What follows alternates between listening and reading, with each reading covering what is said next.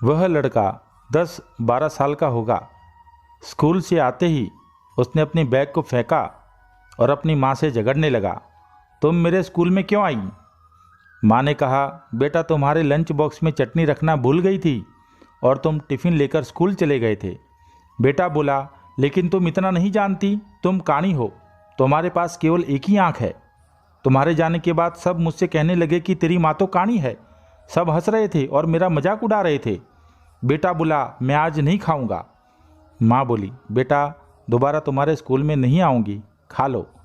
लेकिन लड़का बार बार अपनी माँ को सुना रहा था कि तुम काणी हो, तुम काणी हो, तुम काणी हो।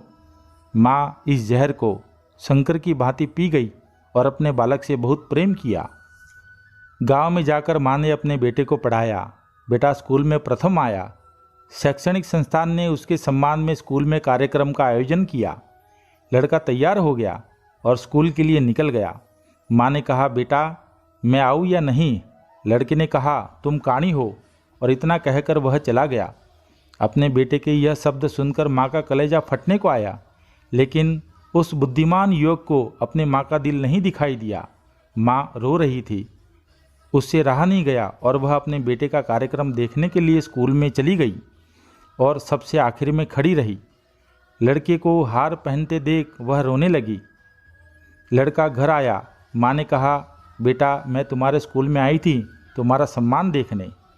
अभी तो माँ ने अपनी बात पूरी भी नहीं की थी और लड़का जोर से चिल्लाया। लड़के को अपनी माँ की ममता नज़र नहीं आई, क्योंकि बुद्धि को ममता नज़र नहीं आती। उसे बाहर का विषय समझ में आता है और उसे अपनी माँ के दिल की बात समझ में नहीं आई और वह बोला, काणी तुझे समझ में नहीं आता, तू क्यों आई ही क्यों? समय गुजरा, लड़की की शादी हो गई।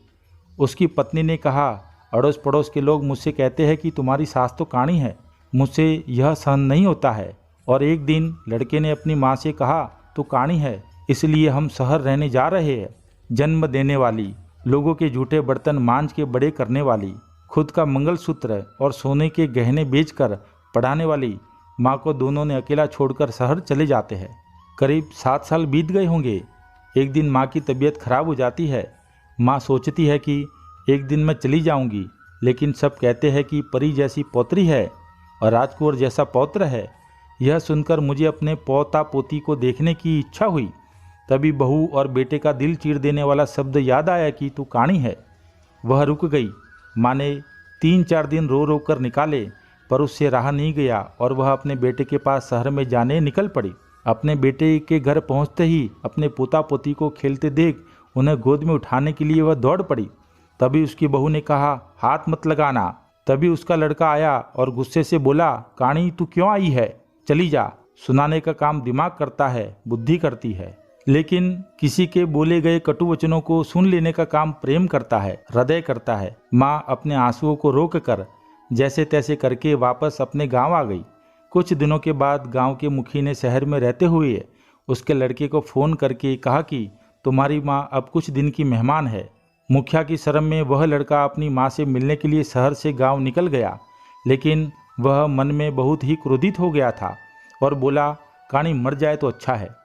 लड़का गांव पहुंचा तब मुखिया और पड़ोसियों ने कहा कि तुम्हारी माँ तो कल रात को ही गुजर गई थी। हमने तुम्हारा कल दोपहर 12 बजे तक राह देखी, फिर तुम्हारे ना आने पर हमने तुम्हारी माँ का अग्निदाह संस्कार कर दिया। वह अपनी आखिरी पलों में तुम्हें ही याद कर रही थी। यह कहते हुए पड़ोसी ने उसे एक लिफाफा दिया। लड़का सब खत्म कर वापस अपने शहर घर आ गया। पत्नी ने पूछा, क्या हुआ? लड़का नफरत से बोला, माँ मर गई, काणी चली गई। पत्नी ने चाय पिलाई। लड़के ने चाय पीते पीते वह लिफाफा खोला और उसमें जो कागज था उसे पढ़ने लगा। बेटा अब मुझे लगता है कि मेरे जाने का समय आ गया है, इसलिए मैं तुझे यह बात कह रही हूँ। बेटा जब तू बहुत छोटा था तब एक एक्सीडेंट में तेरी एक आंख चली गई थी। मैं तुझे एक आंख का देख नहीं सकती थी। तेरे पिता ने तेरा इलाज करवाने के लिए अपनी सारी जमा पूंजी खर्च कर दी, पर तेरी आंख ना दिला सके और मैं तुम्हें एक आंख का नहीं देख सकती थी। आखिर मैंने अपनी एक आंख तुझे दी।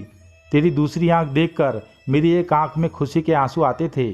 बेटा सुखी रहना, तेरी माँ। चाय का कप भरा का भरा ही रह गया और लड़का जोर से बोला, ओ माँ कहकर फूट फूट कर रोने लगा। ओ माँ तुम मेरे लिए काणी हो गई। माँ तूने मुझे अपनी आंख दी, माँ तूने मुझे बताया क्यों नहीं? तू आज तक एक बार भी क्यों नहीं बोली माँ? माँ मुझे माफ़ कर। पर लड़के की यह बात सुनने के लिए अब उसकी माँ नहीं रही थी।